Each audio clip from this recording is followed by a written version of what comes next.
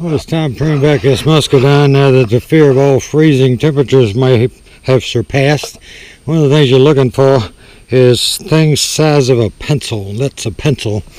That's the trunk. See, the trunk is a little bit bigger than a pencil. Even up here high, it's about the size of a pencil. And see, this growth and this growth is the same, so you have a pencil. But see, over here, you don't have a pencil. So this needs to grow more. So if you had grapes up here, which you shouldn't, you would cut the bunches off. Now, this side could have grapes. Now, this thing stopped growing over the winter, but see, this shoot has come out. And I'm trying to get that cordon to get over there. This cordon up here, I've been waiting for it to bud out because it's as far as I want it to go and the buds are swelling up. But just in case they don't come out and swell, which this would be dying back, I would need something else. So I'm not going to cut this one back in case this one fails. If it does, I can cut it off right there and tie that up as my cordon. But the rest of them, I can just cut back. Now, it's the third year. And the deal is, see, here's where the growth is. And you're supposed to leave 3 viable buds, 2 to 3. But see, I don't have 2 or 3. So I'm going to go right here. And for right now, I'm going to leave 3 on that one.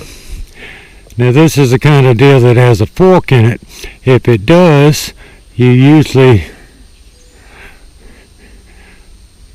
would leave 1 on this side and 2 over here, and that one may or may not come out. Cut that a little closer. And this one down here is not the size of a pencil, but see, the earlier buds aren't blooming, and if I want to leave 2 or 3, and since it's a small one, I want to leave 3. And this one is a new shoot coming off. Because see, now these will grow, and these will grow. And see, that's a 1, and I think they'll come out, but for right now, I'm going to do it right there. They may or may not come out. I'm going to leave at least 2. That may or may not come out. I'm going to leave 2. That may not come out. I'm going to leave 2. Now, all those will send out a big old giant cane. And then if these come out, I'll cut it back because you want everything to come back to here so that this all gets bigger.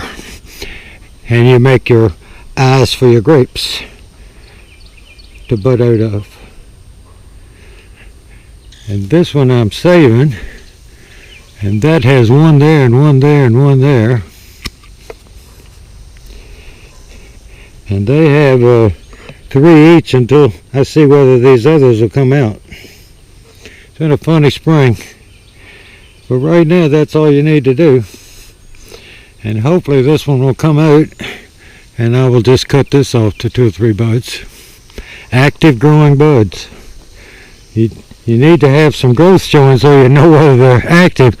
If I cut this off at 2 buds and they didn't come out since we've had a bad odd March.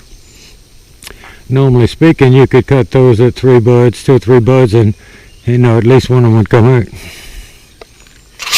I've rooted, and this is the one from last year, and I don't even know if I put the video on about pruning this back, but here's my little fork that I pruned, and see, not all of these had come out, and see how I couldn't cut 2 buds because I didn't know whether they're going to work. But that one's working, and if I could get 1 or 2 or 3 of these to come up, I could cut this off. It will make grapes, but I'll cut it off because I want everything to go into the roots and the stem. And see, this hadn't come out, so I was leaving that one to use as my cordon. And depending on which one's the healthiest, that's the one I'll use. And see, this side's totally come out, and all this has come out. And what you want to do is have all these leaves on there so that it will put a lot of stuff in the roots. And then next year when you grow grapes, you've got all these to grow them on. And you got a lot of roots to produce